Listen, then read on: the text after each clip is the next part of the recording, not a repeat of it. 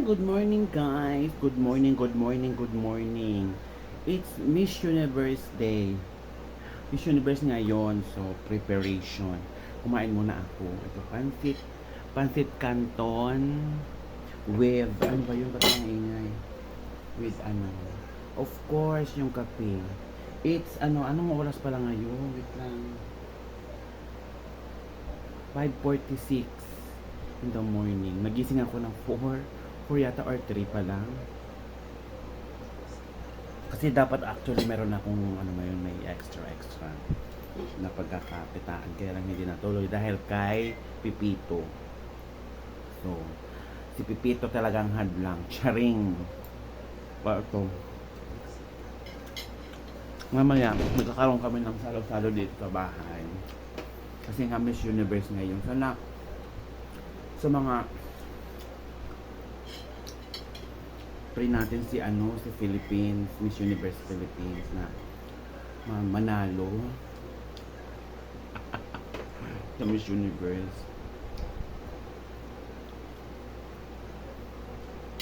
Mapulit yung mamaya mga kabilang ko. Manonood sila dito. Manonood rin naman yung laban. Para masaya.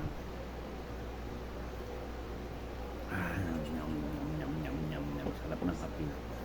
Bakit nga kaya ganun, no? Tayo mga Pinoy, ay siguro kahit hindi naman Pinoy eh. Pag umaga, kailangan talaga natin ng bonggang-bonggang kape na mainit. Uy, nakikita yung mga picture sa aking wall. There, yung mga X and X. Uy!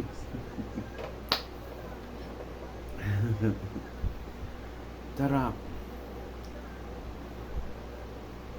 Everyday na talaga guys, na kumakain ako ng pansit canton. Nasarapan ako ng sinagutinda. Ang sarap ng luto niya pa lang. So everyday ako bumibili doon. Pag pumapasok ako. Pag halimbawa, may pasok ako maaga kasi ang pasok ko kasi 8. So mga 7:10. 7 o'clock na alas na ako. Nabili ako doon, diretso. Tapos doon ako nakain sa office. Tapos may pa nga yan eh, may partner ako lagi niyan. Ang sinishare, ang photo. Photo with pansit canton. Tapos minsan, kung sawa naman ako sa pansit canton, bihon, spaghetti, or marami man siyang tinda doon eh. Bihon, spaghetti, or yung isang palabo. At saka ito, pansit canton.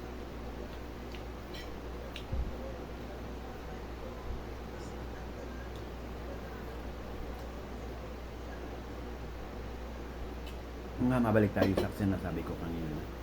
Yung mga tao na pagka-umaga, kailangan ng mainit. Kape or gatas. Ganun.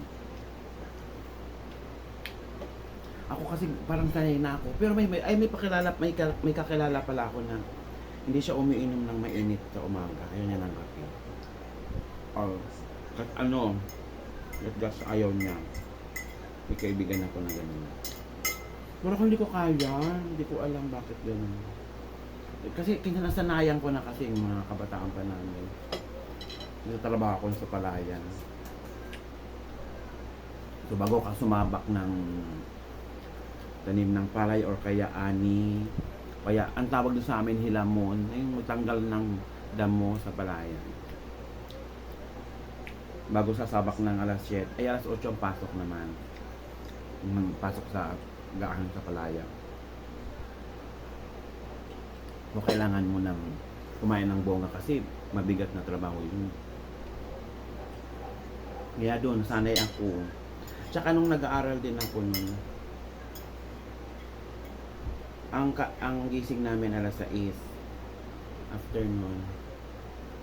Pakain talaga. Ay, pero ang kinakain namin doon sa Madrid, tinapay lang at saka, tinapay at saka gata. Pero nung nasa probinsya ako, yung talaga kanin talaga kami. Bicol. Sa Bicol talaga kasi sanay. Ay, mag-ano nga pala ako. Masingit ko nga.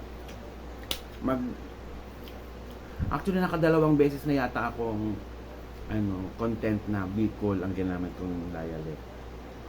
Sa mga susunod, magko-content ako na Bicol. Kasi 'di ba, may mga Bisaya, may mga Ilonggo, something, may mga ganyan silang mga vlog. Gagawin ko rin Bicol. Yung amin. Iba kasi ang Bicol namin, sa Bicol kasi marami. Ibang bayan lang. Iba yung salita. Katulad sa amin, katabi namin kasi Buran, Tasuban. Magkaibang salita. Lapit lang yun. Bawat municipality, iba yung salita. May mga hawig, pero may differences. Uy, differences. Bisaya. Charis. Ganon. Kaya sa mga susunod na araw, magko-content ako ng ganon. Bicol. Tapos mamaya magla-live ako. Pag start na, pag nandito yung mga friend ko, manonood kami ng Miss Universe live. Ay, TV, hindi man yata live yan eh. Baka recorded na. Sana live.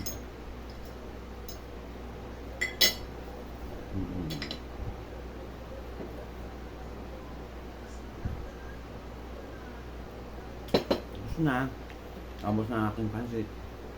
Gusto na ako. Maglilinis ako kasi nakakaya naman ang gulo-gulo ng bahay ko. Kasi darating sila. Kailangan maglinis ako ng kahit konti lang. Tanggalin ko yung mga kalat-kalat yan ng konti.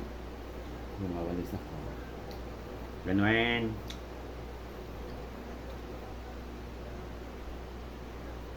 Okay. That's it for today's video, guys. Thank you so much sa mga nanonood sa mga vlogs ko. Sa mga subscriber ko. Thank you so much. Bye-bye. See you later.